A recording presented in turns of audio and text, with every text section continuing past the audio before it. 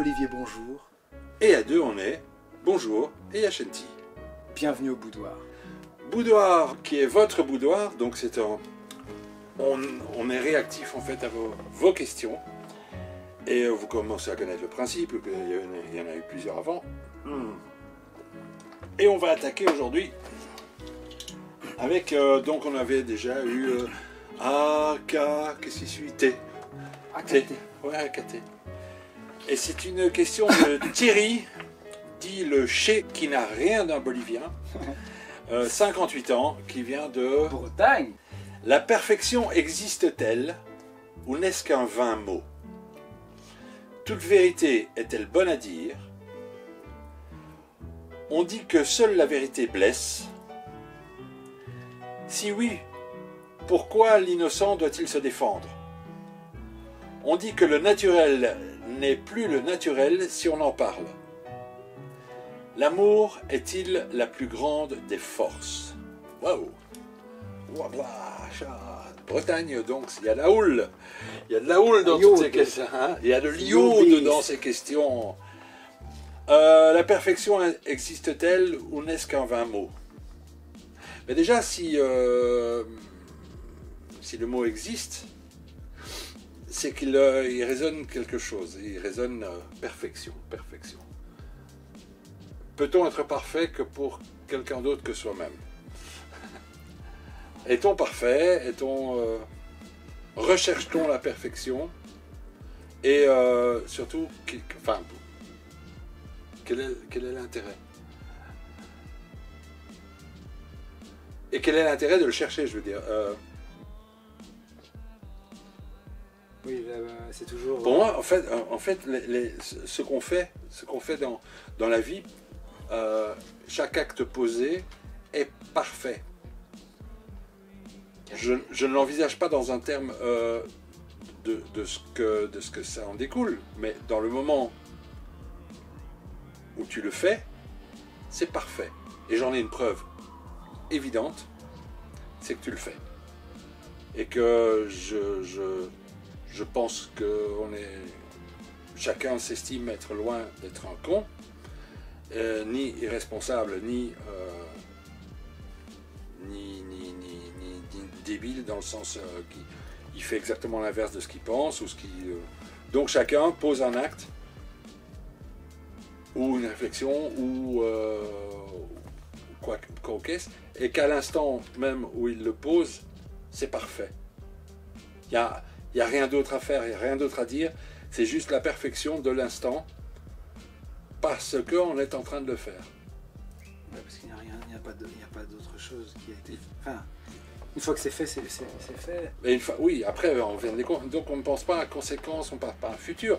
Dans l'instant présent, dans le ici et maintenant, la perfection existe parce que tu es en train de la vivre, parce que tu as fait le choix de faire ce que tu fais, de penser ce que tu penses, de dire ce que tu dis, et que tu avais des milliards d'autres choix, mais c'est ce choix-là que tu fais.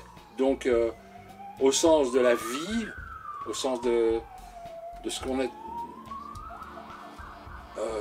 de ce qui est, oui, c'est parfait. Il me semble que c'est parfait. En tout cas, c'est pas refaire. C'est pas, oui. Tu peux plus. Voilà, ce que je viens de dire, c'est là. Je n'ai pas d'autres. Je pouvais avoir plein d'autres réponses, mais celle qui me vient du cœur là et que je transmets. Oui, c'est la perfection, elle existe dans ce que tu es, dans ce que tu fais, dans l'instant où tu le fais, ou que tu le dis, ou que tu l'envisages, que tu le penses. Il n'y a pas d'autre solution, donc la perfection, oui, elle existe. Si tu la cherches dans le matériel, donc c'est-à-dire existe-t-il des objets parfaits, existe-t-il des animaux parfaits, existe-t-il un ciel parfait? Ce sont que des projections. Ouais, ce sont des projections qui vont se heurter aux projections des autres. Donc, et on s'accorde que dans le cadre de projection, la perfection n'existe pas. Elle n'existe que dans la sincérité et la vérité de ce que tu vis dans ton instant. Et là, j'en tiens pour preuve que tu es en train de le faire. Déjà là, en écoutant la réponse que je donne à ta question. Tu es en train d'écouter et tu fais ça. Parce que et tu as plein d'autres choses à faire peut-être, mais tu le fais. Donc ce n'est pas un vain mot. Et en même temps, ce mot ne veut rien dire. En fait, on devrait enlever le mot. Parce que le mot perfection, il met une étiquette. Mais sur oui, mais quelque on est un peu comme dans l'autre cas, on avait eu ce, où on était sur un mot qui avait tellement de connotations, de symbolique sociale. Je ne sais plus ce que c'était dans un autre boudoir.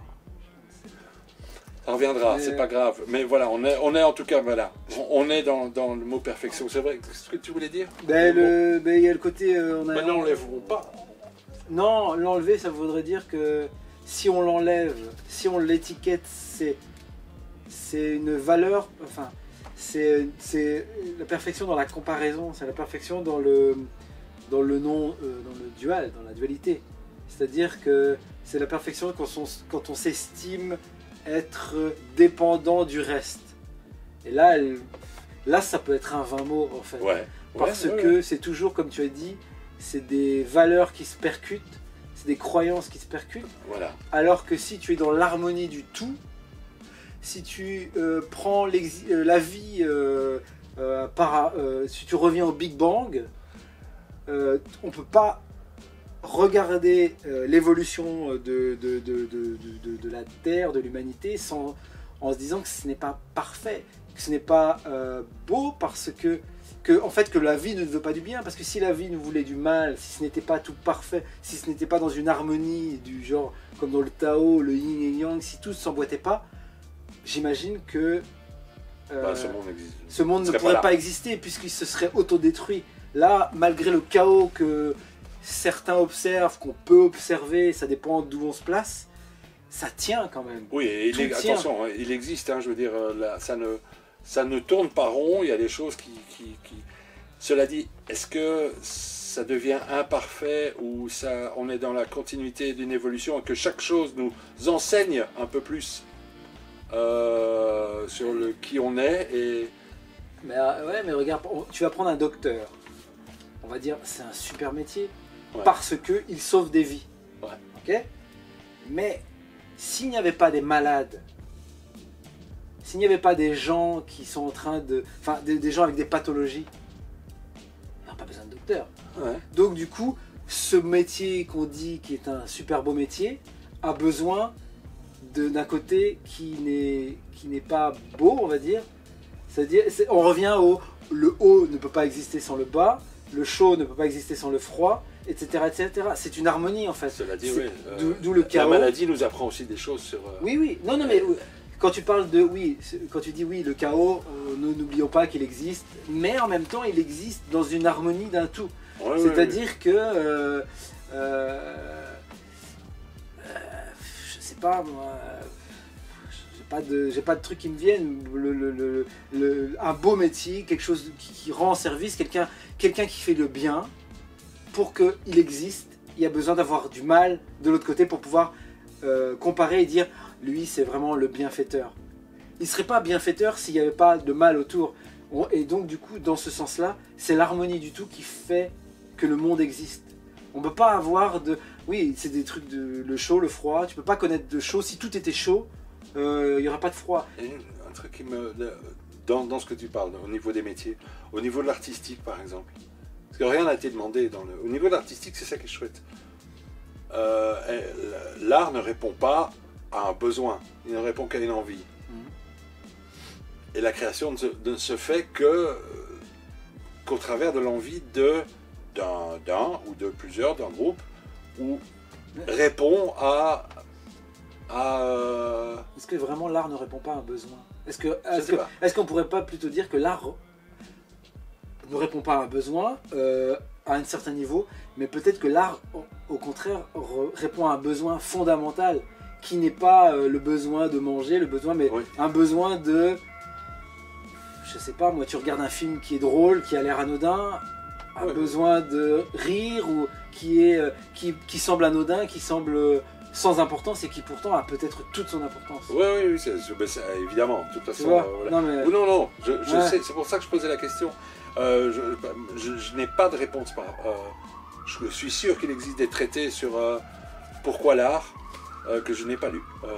Mais il y a, si l'art est, voilà, s'il existe depuis tellement longtemps, enfin oui, depuis que l'être... En fait, la réponse est encore dans la question, comme d'habitude. Hein. Oui, toujours. Oui. La perfection existe-t-elle ou n'est-elle pas un 20, ou n'est-ce qu'un 20 mots? Je pense que la perfection est en soi un 20 mots, car elle n'a pas besoin du mot pour exister. Oui, voilà. Tout était dedans, alors il fallait refaire un bogle comme ça, et remettre ensemble. Oui, c'est bien. Toute vérité est-elle bonne à dire? Bah, tout dépend de ce que tu appelles vérité. Si c'est la tienne et que chaque vérité n'est qu'une construction de nouveau. Je crois que c'est je crois que cette phrase, là j'ai un espèce de truc qui me vient, je pense que cette phrase est mal comprise. Pour moi, toute vérité est bonne à dire. Mais quand on dit toute vérité est-elle bonne à dire, c'est parfois des vérités de l'ego. C'est des vérités, des fois il y a des vérités qui blessent, mais c'est des vérités peut-être qui ont le besoin inconscient d'avoir raison. On parlait dans un autre boudoir d'être soi. C'est-à-dire si on a envie de dire non et qu'on ressent ce non, il est préférable de dire un non qui va peut-être être pris d'une façon plus violente, mais qui va dans l'énergie ouvrir une justesse chez soi et chez l'autre. Donc je pense que toute vérité, mais qui vibre vraiment fort avec ce qu'on est bonne à dire. Et oui. Même si, parce que là c'est vraiment quelque chose de la bienséance. Toute vérité est bonne à dire, c'est moi, est-ce que je dois rentrer chez moi et dire à ma copine qu'elle est grosse? Pas besoin de dire. C'est encore une croyance, c'est de dire que être gros, c'est faire plus d'un certain poids dans une certaine époque, etc., etc. Ce n'est pas une vérité. C'est une vérité de la matière dans un moment par rapport à une population, par rapport à des dictats, par rapport à... Mais... Tu sais que tu vas te faire tuer là. J'en ai rien à faire. C'est une vérité, je suis en train de dire, pour moi c'est une vérité qui vibre, donc oui je vais me faire tuer, peut-être, mais ça va être pris, j'envoie ça avec une énergie, c'est-à-dire j'envoie ça avec amour, donc celui qui sera capable d'être en phase avec sa vérité ne le prendra pas mal. Celui qui va être dans la bienséance va dire quoi, il a attaqué les femmes, il a dit qu'elles étaient grosses, il va prendre ça hors contexte parce que j'ai dit ça à un moment donné. Et peut-être que le choix de parler des femmes, peut-être que je le fais exprès, certainement, pour bouger quelque chose, j'en suis sûr. Pour être vraiment dans un truc qui fait bouger des systèmes, des énergies. Et je crois que c'est ça le fondement de la question, c'est toute vérité qui est au-delà de la normalité, n'est-ce pas Jojo, qui est dans le naturel, qui est dans quelque chose de... En fait, toute vérité qui est dans une bienveillance, parce que les autres vérités, c'est de la bienséance, ou c'est une vérité qui a besoin d'avoir raison, celle-là n'est pas bonne à dire, je pense, dans un rapport social. Donc, pour moi, toute vérité... on va parler à un enfant, vas-y. Oui, non, je continue. On dit que seule la vérité blesse. Bah non. Elle ne blesse dans la mesure où elle est ou tributaire d'un masque ou dans ce cas-là, d'un théâtre de désir de pouvoir, donc dans quelque chose qui n'est pas essentiel, dans quelque chose qui n'est... Elle ne peut pas blesser. Oui, elle peut blesser, mais elle va... Pourquoi blesse-t-elle? Ça, c'est à celui qui la reçoit de se poser la question. C'est pas à celui qui le dit. À partir du moment où il est dans sa vérité, dans sa sincérité. Je préfère dire ça d'ailleurs. Dans sa sincérité, et que pour lui, il n'a pas d'autre choix que d'être sincère avec la personne, ce qui est déjà un acte d'amour. Le fait d'être sincère avec quelqu'un d'autre. Je pense que si l'autre se sent blessé, c'est qu'il y a quelque chose à travailler. Il y a un truc à travailler, c'est-à-dire, bon, oui, on peut le prendre, comme il le disait, dans un contexte qui est une construction mentale, et se sentir blessé, se sentir meurtri, parce qu'il y a quelque chose ça a touché fondamentalement quelque chose de profond Peut-être que la vérité... qui n'est pas accepté. En fait, peut-être que la vérité qui blesse est un cadeau alors. Oui. C'est-à-dire que si tu arrives à avoir le recul, prendre ton petit drone, comme tu dis, avoir le recul et te dire pourquoi j'ai été blessé par ça. Qu'est-ce qui fait que je suis blessé? Quel est le petit blocage que j'ai chez moi? Et ça permet, si tu arrives à dénouer ce petit blocage, d'être encore plus sur le chemin de ce que la personne blessée est vraiment. Ouais. Tu n'es pas responsable de la blessure de l'autre si tu es dans ta sincérité. Dans sa sincérité. Parce que sinon, qu'est-ce qui se passe? Tu gardes ta sincérité pour toi et donc tu es dans une certaine fausseté et donc tu donnes pas ce que tu es à l'autre. Donc c'est peut-être plus... Et en fait, je lis, quand tu parles de vérité, je lis le mot sincérité. Parce que vérité, je pense que c'est quand même un concept, de nouveau la vérité, bon sang. Le mot résonne, mais tel que tu le poses, c'est là, je sens sincérité. Tu parlais du petit drone, c'est pour rappel, hein, par rapport à une situation, ce que j'invite, ça m'a aidé plein de fois, donc voilà, on m'a offert ce petit truc, et c'est par rapport à une situation délicate où on ne sait pas trop comment réagir. On m'avait invité, essaye à l'époque ça ne s'appelle pas drone, on disait une caméra, prendre un petit drone à une certaine hauteur et observer, soit y compris, la situation. Qu'est-ce que je suis en train de faire? Qu'est-ce que l'autre est en train de faire? Observer la situation en spectateur. Essayer d'avoir un point de vue objectif. Un drone, ça le permet, il y a une caméra, un objectif. Avoir une évaluation objective de ce qui est en train de se passer. Des fois, ça aide vraiment pas mal. Donc c'est ça que tu évoquais, parce qu'il y a un moment dont on n'a plus parlé. Le petit drone, ce n'est qu'une vision des choses. Ce n'est pas la solution à un problème, mais ça permet d'objectiviser. Pas mal, hein? Ouais, pas mal, je crois. Je sais pas. Ouais. Même si ça se dit pas à partir d'aujourd'hui, ça se dit. On me dit que dans l'oreillette, ça se dit. Oui, ok. Merci Jean-Pierre. Donc, confirmé. Donc voilà, permet de voir la situation telle qu'elle est. Donc, vérité, je ne sais pas. Sincérité, oui, je le ressens dans ta sincérité. Ouais, et on continue. Je veux voir un petit peu. Continue. Si oui, pourquoi l'innocent doit-il se défendre? Essaye de voir un petit peu la chose derrière la chose. Ouais. Pourquoi l'innocent doit se défendre? Ouais, vas-y. Tu vois le... Ouais. L'innocent doit-il se défendre?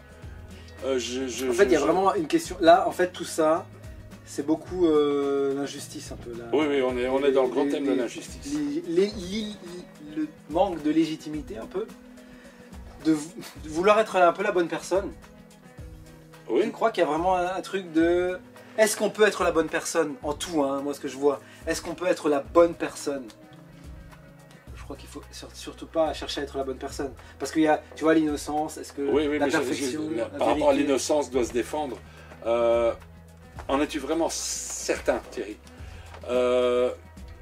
Est-ce que le fait de devoir te défendre ne remplit pas plutôt la case te justifier? Auquel cas, pourquoi dois-tu te justifier? Vis-à-vis de qui? Qu'est-ce qui donne le droit à quelqu'un de te demander de te justifier? Défendre, hein, justifier. Toujours en rapport avec on dit que seule la vérité blesse. Si oui, pourquoi l'innocent doit-il se défendre? Il n'a pas à le faire. C'est vrai que dans des instances, et là on reprend un cas de figure de construction sociale, on est obligé de se défendre par rapport à des injustices et d'essayer d'y répondre. Et là tu vas revenir à la vie qui te met Oui. devant des événements, des circonstances, qui fait que parfois, ce qu'on appelle innocent est mis en culpabilité, on peut dire ça, oui. Hein. Oui. Des gens qui ne sont pas innocents sont innocentés. Et là, en fait, ça c'est la vie qui te met face à toi. Moi, quand j'étais plus jeune, je me souviens que à l'école, par exemple, quand il y avait une bêtise de faite, j'avais toujours l'impression que ça allait être moi. Et j'avais l'air du coupable. Parce que j'avais beaucoup de culpabilité en moi. Et donc, j'avais presque l'impression que ça allait tomber sur moi. Et à un moment donné, je croyais que c'était moi. Oui, voilà. Tu vois ce que je veux dire? Tellement persuadé que... que j'étais le fautif. Et parfois, ça tombait sur moi. On entend ça tout le temps. Ça y est, ça va comme tomber sur la gueule. Mais il y a une Alors que... effectivement, 9 fois sur 10, oui, ça te retombe sur la gueule. Parce que tu l'as tellement demandé quelque part. Je veux dire, tu es tellement persuadé de cette construction mentale qu'à chaque fois, là je parle peut-être pas dans ton cas, mais je veux dire ça va parler à beaucoup de gens. Et à chaque fois, c'est pour ma pomme. Et pourtant, quoi. je suis la bonne personne, je suis gentil, je ne blesse pas. Mais en fait, dans tout ça, ce que ça te dit, là j'ai un truc, ce que ça te dit, c'est est-ce que l'innocent doit se défendre? Donc, admettons, tu es innocent de quelque chose, je pense qu'il doit y avoir un truc comme ça, tu es innocent, pourtant tu as eu à te défendre et tout ce qui vient avant, la perfection, la vérité blesse. Je pense que le fait que peut-être tu recherches une perfection que tu sais vaine dans la matière, le fait que tu ne veuilles pas blesser les gens et donc ne pas être connecté à toi, t'amène à devoir t'innocenter parce que à un moment donné tu n'as pas accepté d'être ce que tu es fondamentalement. Tu vois ce que je veux dire? Oui. C'est-à-dire que là, au moment où tu arrives à, je sais pas, je vais prendre une grande image au tribunal, le tribunal qui t'accuse de quelque chose dans la vie, en fait, il n'est pas en train de t'accuser de ce fait. La vie est en train de te dire, tu n'as pas été juste avec toi. Donc tu arrives devant un tribunal qui te dit, comme tu n'as pas été juste avec toi, on va te charger pour autre chose, pour te faire comprendre que ton innocence, il faut que tu la retrouves. Mais que tu la retrouves dans encore cet enfant majestueux qui est capable, dans l'instant, d'être lui et lui, sans se soucier de blesser, parce qu'en fait, en ne voulant pas blesser, on fait plus de mal à l'autre parce qu'on se fait du mal à soi. Ouais. J'ai fumé.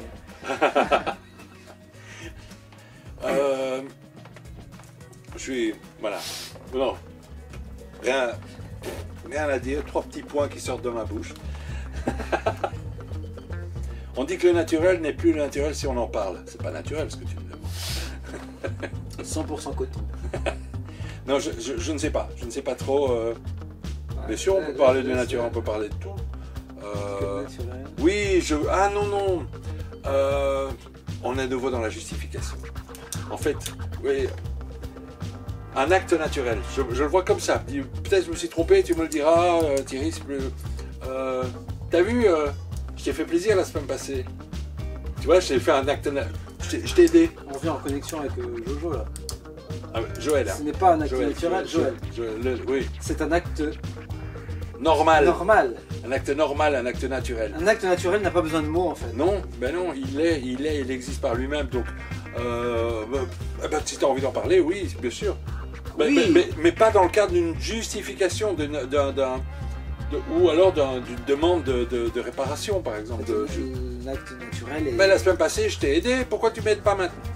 Là, c'est dans la normalité. C'est dans le cadre. Dans la bienséance. Oui, c'est ça, on est dans le cadre, on est dans le masque, on est dans ce qu'il faut être.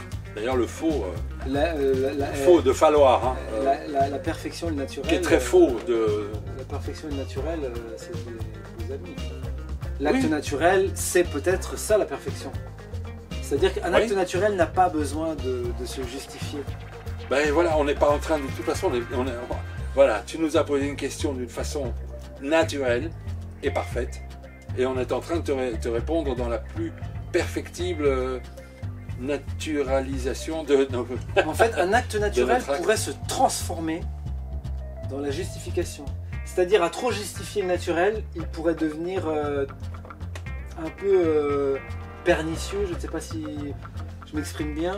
Ben, tu vois, je fais un acte naturel qui me sort vraiment des tripes, on va dire, pas des tripes, mais qui me sort naturellement. Et comme tu n'as pas remarqué, cet acte, je te le fais remarquer. Ah oui, là on sort de... Et donc là, on travestit le naturel. Oui. Alors qu'à la base, le naturel n'a pas besoin, si je te rends un service, tu vois, des fois on rend un service, pas pour rendre service, mais pour avoir un petit peu de crédit.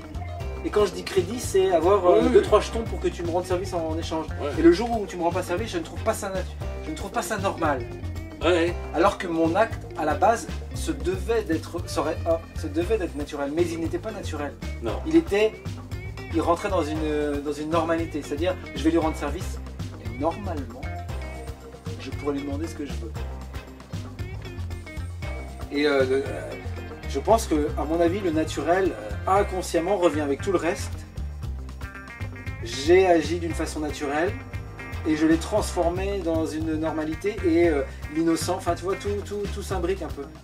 Oui, mais pour moi c'était naturel, et on a transformé ça, et je ne comprends pas, j'ai peut-être dû me justifier, j'étais innocent, donc du coup, le naturel, ouais, il y a vraiment un méli-mélo d'illégitimité. J'ai envie d'être très con. Retrouve la légitimité d'être ce que tu es. Et comme dirait Stu Ball, chasse le naturel, il reviendra au galop. Et enfin, l'amour est-il la plus grande des forces?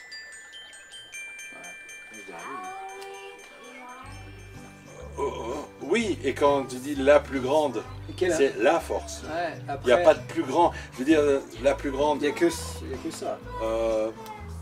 Tout découle un peu de ça. Donc c'est pas la plus grande, c'est la force. Après, l'amour c'est la vie, c'est la... Après il faut et l'inverse. Il faut. Oh là là. Mais qu'est-ce que l'amour? Parce que l'amour, on pourrait parler d'amour, enfin l'amour. Si on reprend toutes tes questions, qu'est-ce que la perfection? Bah, c'est l'amour, mais sans question. Qu'est-ce que la vérité? Est-ce que la vérité est bonne à dire? Si tu es dans l'amour, la vérité ne peut pas être mauvaise à dire. Seule la vérité blesse, si elle n'est pas dite dans l'amour. Mais c'est pas un amour qui veut... En fait, c'est un amour gratuit, c'est un amour désintéressé. C'est un amour naturel, pas un amour... tu vois, de bienséance. C'est vraiment l'amour dans la bienveillance. C'est l'amour qui n'attend rien. Ouais. Voilà, l'amour qui n'attend rien. Voilà. Donc oui, ce n'est pas la plus grande des forces, c'est la force. Alors, pour le reste, je veux dire, c'est... En Inde, il y a ce fleuve, comment c'est magnifique, c'est un fleuve qui s'appelle Amour, c'est beau, hein. Ouais, hein, c'est il est énorme. Hein. Et donc, ce fleuve Amour, c'est la vie. Donc, est-ce qu'on a fait le tour, Thierry? N'hésite pas à nous faire, à nous renvoyer tes commentaires. N'hésitez pas à nous suivre sur Facebook et sur YouTube et commenter, partager. Et voilà, voilà. Allez sur notre page Tipeee oui. Pour nous sous-souter. On dit nous sous-souter? Sous-souter. Sous-souter. En tout cas, voilà, on va, de toute façon, on vous tiendra au courant. Vous serez tenu au courant de l'état de votre financement. Bah, vous avez qu'à aller sur la page et vous voyez. Et alors YouTube toujours, n'hésitez pas, on est présent sur Facebook de plus en plus, d'ailleurs on vous en remercie. Envoyez-nous vos questions, commentez ce que l'on dit, sans censure, et puis on se donne rendez-vous dans tout bientôt.